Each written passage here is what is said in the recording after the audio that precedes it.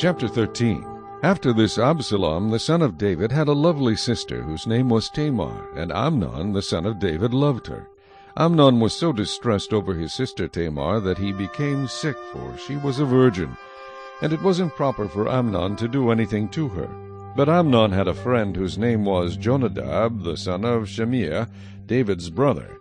Now Jonadab was a very crafty man, and he said to him, "Why are you, the king's son, becoming thinner day after day? Will you not tell me?"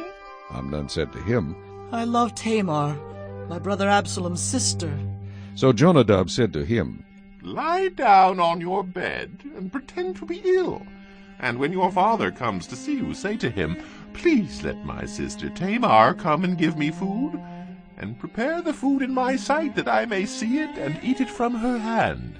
Then Amnon lay down and pretended to be ill.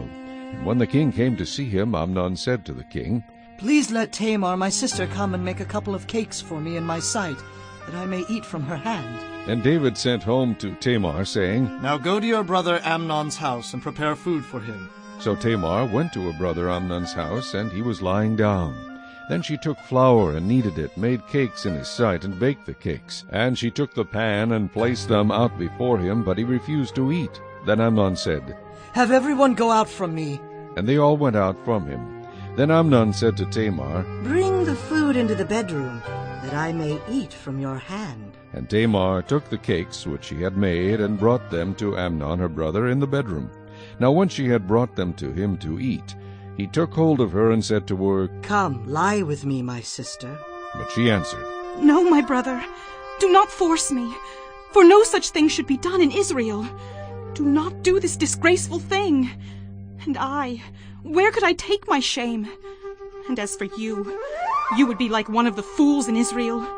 Well, therefore, please speak to the king, for he will not withhold me from you." However, he would not heed her voice, and being stronger than she, he forced her and lay with her. Then Amnon hated her exceedingly, so that the hatred with which he hated her was greater than the love with which he had loved her. And Amnon said to her, "Arise, be gone." So she said to him, "No, indeed. This evil of sending me away is worse than the other that you did to me." But he would not listen to her. Then he called his servant who attended him and said, "Here, put this woman out, away from me, and bolt the door behind her." Now she had on a robe of many colors, for the king's virgin daughters wore such apparel. And his servant put her out and bolted the door behind her. Then Tamar put ashes on her head, and tore her robe of many colors that was on her, and lay her hand on her head, and went away crying bitterly.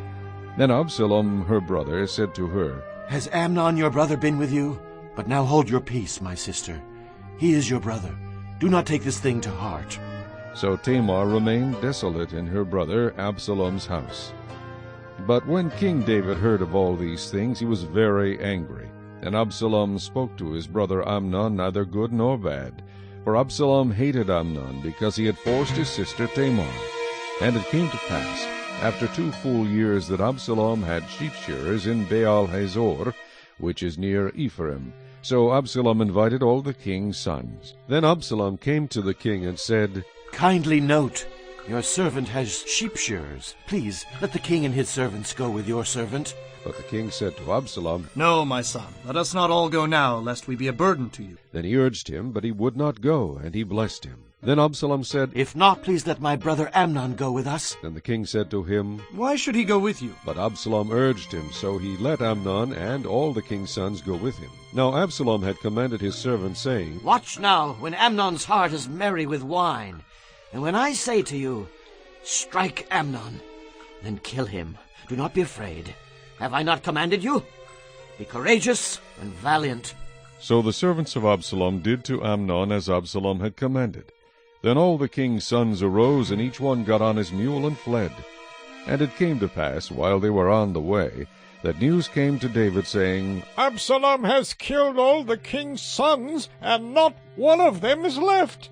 So the king arose and tore his garments and lay on the ground, and all his servants stood by with their clothes torn.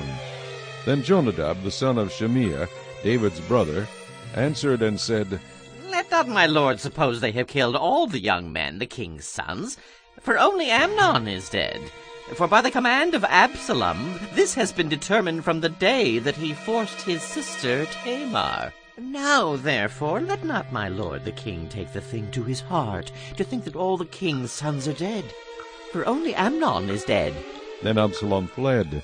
And the young man who was keeping watch lifted his eyes and looked, and there many people were coming from the road on the hillside behind him.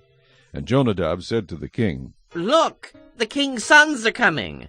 As your servant said, so it is. So it was, as soon as he had finished speaking, that the king's sons indeed came, and they lifted up their voice and wept. Also the king and all his servants wept very bitterly. But Absalom fled and went to Talmai, the son of Ammihud, king of Geshur. And David mourned for his son every day. So Absalom fled and went to Geshur, and was there 3 years. And King David longed to go to Absalom, for he had been comforted concerning Amnon, because he was dead.